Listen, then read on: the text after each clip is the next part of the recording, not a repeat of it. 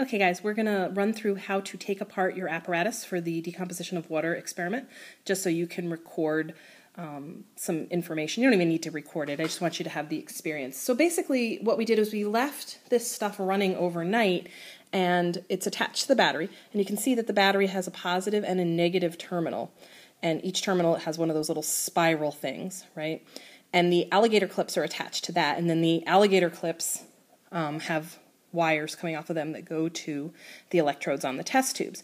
What you want to do, the first thing you want to do is verify that you have one test tube that is about half of a test tube full of gas, and that test tube should be attached to the positive terminal, because that's your oxygen gas, and oxygen gas has a negative charge when it first comes off when the electric current first breaks it away, the oxygen breaks away from the hydrogen, it takes the electrons of the hydrogen with it, so it has a negative charge. So we're looking to see if the green test tube is attached, in fact, to the positively charged terminal, and I can follow it from here all the way around and see that it is. And you should check that yourself.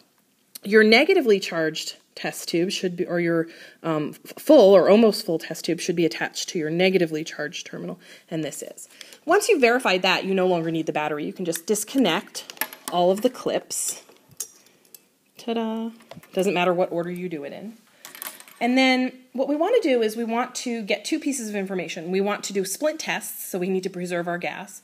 And we also want to record how much gas we have stored up in our test tubes. So to figure out how much room that gas is taking up in that test tube, you can just eyeball it. If you want to actually measure it, you can do a couple of different things. One thing you could do is if you just take this little rubber band doohickey off and remove the electrode, you can use your rubber band as a guider or a guide mark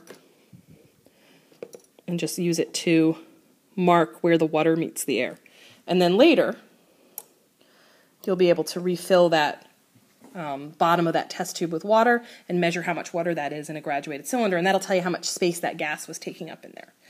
This is not very precise because obviously it depends on how accurately you line up your little rubber band and whether or not you remember to fill to the, in this case when we flip it over, we're going to be filling to the bottom of the green rubber band.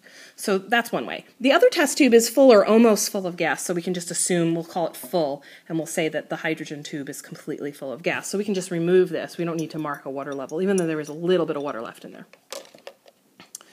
Okay, so we've now basically preserved the volumes of our gas. We'll find that volume out later. Now what we want to do is we want to flip these test tubes over so that we'll be able to put splints into them. So we're going to use stoppers.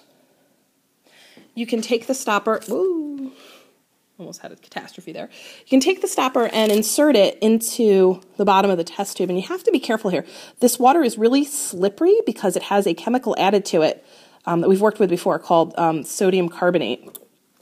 So you don't want to just stick it in there. You want to stick it in there and hold it in there, and then pop it back into here.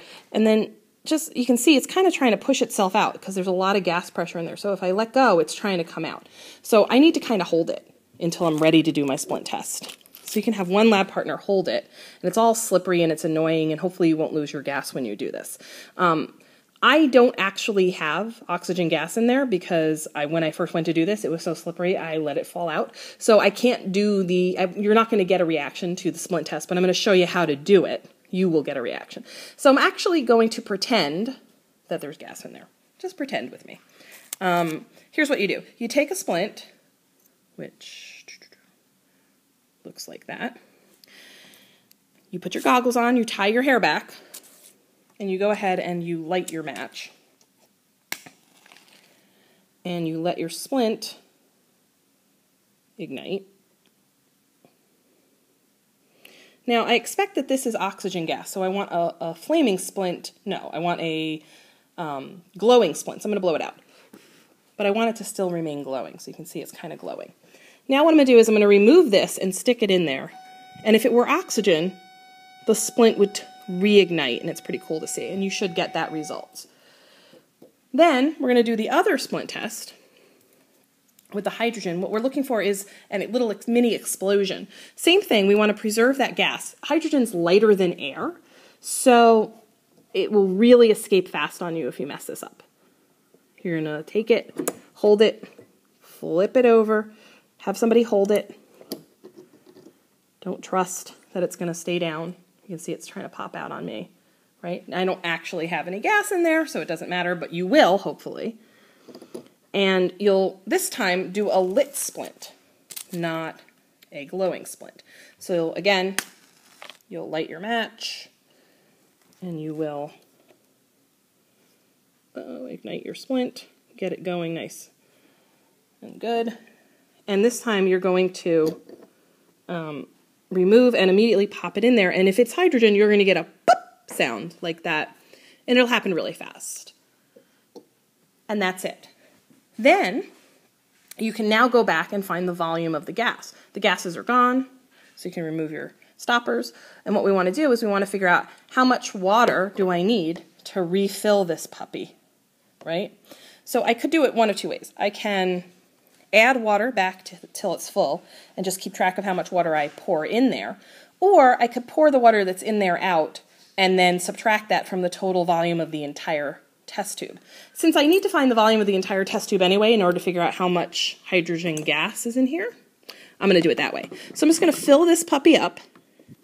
Whoa, totally fill him up. So he's, I might have to actually top off in the sink. And then pour this into a graduated cylinder. I did that earlier. There were 55 milliliters in that this test tube holds. Then, knowing that, so that means I have 55 milliliters of hydrogen gas. And the question is, how many milliliters of oxygen gas do I have? Well, I'm going to pour this water into the graduated cylinder. It's probably like 25 or 28 milliliters. And then subtract that from 55, and that'll tell me what the volume is of my oxygen gas. And then I can compare the volumes, and hopefully I get the nice 2-to-1 ratio. There are a lot of reasons why you might not, one of which is that hydrogen gas dissolves in water better than oxygen gas does. And there may be side reactions happening in the water because over time things dissolve in it, and that can cause all kinds of chemical reactions. So if you don't get that exact ratio, it would not be surprising. We're not using the most sophisticated equipment. But hopefully you can just real quick do your splint tests and have a little fun with it, record your volume, and let me know how it all works out, and I'll see you in lab.